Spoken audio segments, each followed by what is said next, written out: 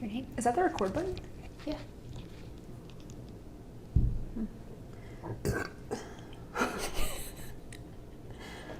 That's gonna be a blooper. Okay. My name's Addie Bracy, and every day I outrun fear. Oh my God.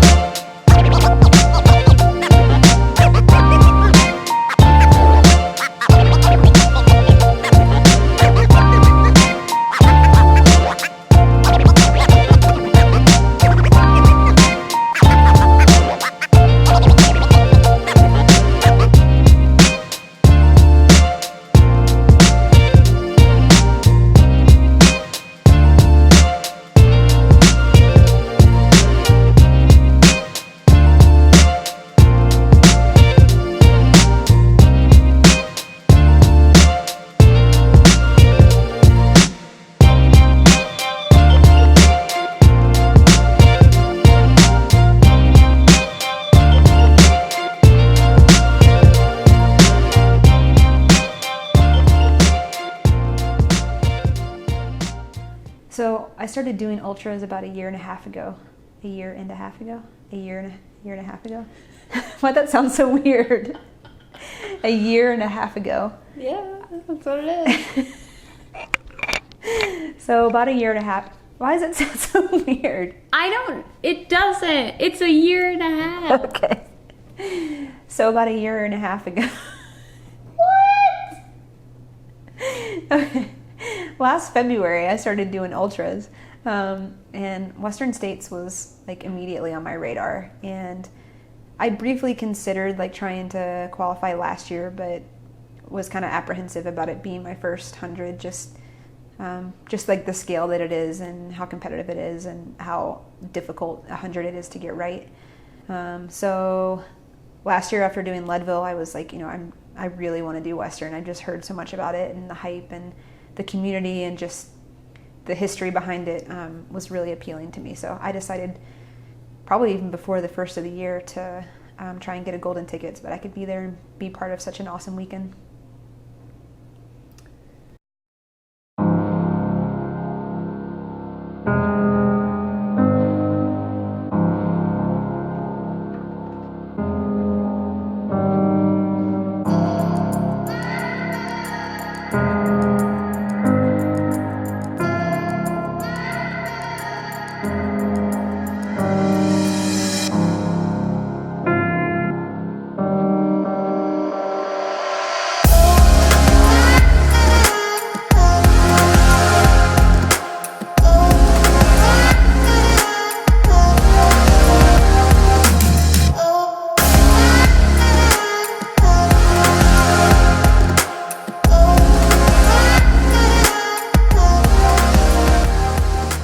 For the most part, I really prioritized like my mental and emotional approach. I think last year at Leadville, I was like, the best shape of my life and was very physically prepared, but I wasn't, as emotionally and mentally prepared for how hard hundreds are. And when things kind of started to go south around mile 80 or so, I just kind of like lost my shit. So I wanted to make sure that didn't happen this time.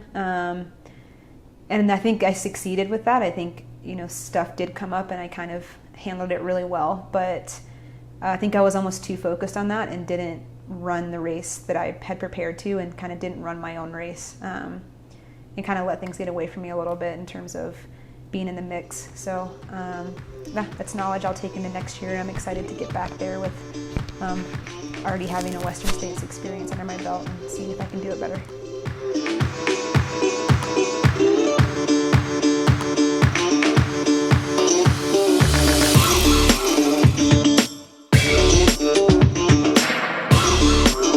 Probably my most memorable moment from the race was, there's just always this like special time in every race where it's dark and you've been out there all day, and you usually have your pacer with you, who in my case is always Corey, who's my partner.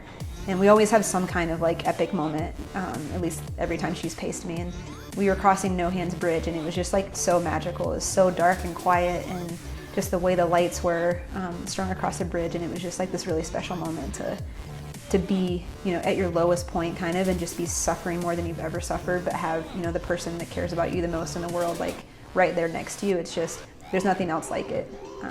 And even the last mile, you know, my crew came down and jogged in the last mile with me, and it was just so incredibly special. And I think, you know, people go to hundreds to see how fast they can run and to cover the distance, but I would say almost everyone, you know, even the winners, they're just going out there to experience moments like that. And I think it's really cool to be a part of something so special and experience just feelings that you can't even describe, that most of the world like doesn't ever get to experience. So I really try and kind of savor that when those moments come in 100-mile races, because they always do.